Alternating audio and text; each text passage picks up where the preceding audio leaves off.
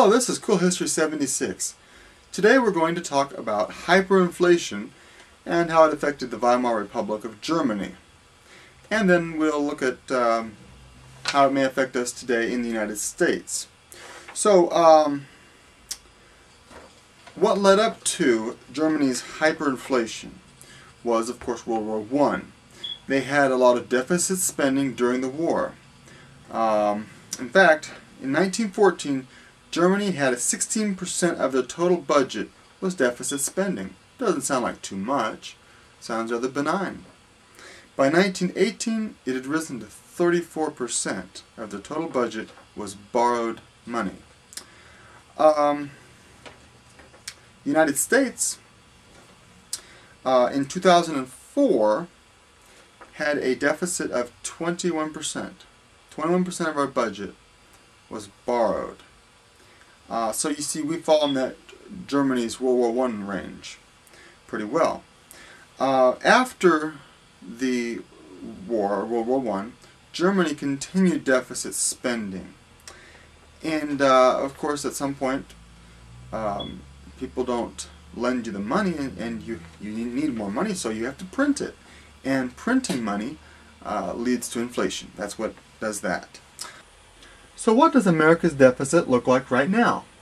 Well, I got this chart from blog.heritage.org, and if you'll notice, in the year 2000, we had a budget surplus. In 2001, we had a surplus, but then we began to have some deficits. $400 billion is a lot of money. And it began to improve, however. In 2008, we had a really bad deficit, over $400 billion. But then, look at 2009. This is the Congressional Budget Office saying $1.85 trillion. The White House says $1.75 trillion, but either way, it's a lot of money. And look at their projections. Their rosiest projections are still much worse than the past.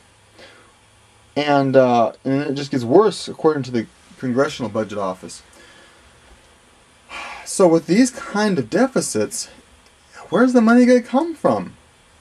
We either have to borrow the money or print the money. That's the only choices we have.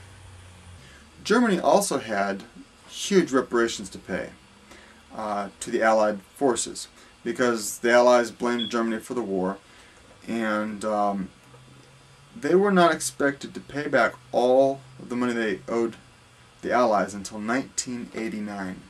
Of course, that didn't happen that way.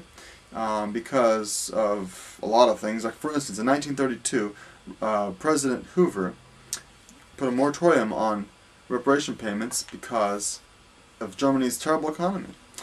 And so there was that. And of course, Hitler didn't want to pay reparations either. And then in January of 1923, because Germany had defaulted on their reparation payments, French and Belgian forces moved into the Ruhr industrial area and took over the industry there to get their reparation money. And of course, Germany told its citizens to go on strike. Well, this was really bad for Germany's economy and also led to the inflation. So Germany was borrowing a lot of money, and now they needed a lot of money for reparation payments and just for the general business of the government. And so they began to print money, and printing and printing and printing. And the inflation got out of control. In 1914, 1 mark was equal to $1. By 1920, 40 marks to $1. That's 10 times more marks per dollar. You think that's bad? You haven't seen nothing yet. 1922, it took 200 marks to get $1. Wow. That's nothing though. Check this out. In 1923, it took 18,000 marks.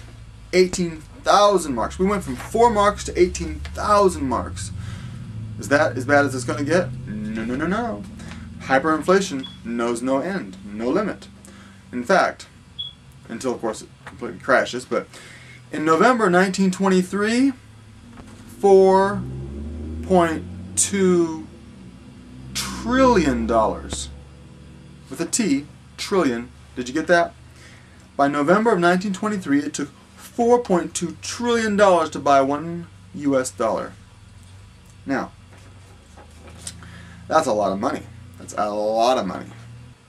$1 trillion, how much is that? I mean, it's, okay, if you took a $1,000 bill and you laid it flat, like a piece of paper, laid it flat, not end to end, but flat, lay them and stack them high, it would be a stack about 70 miles high.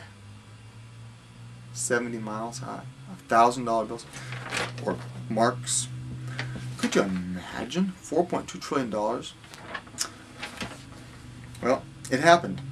Here we see children using packets of money in Germany to build a tower. Looks like a lot of fun. They're rich. Well, not really. Just looks like they're rich. The money's worthless. Thanks for watching this edition of Cool History 76. Don't forget to subscribe.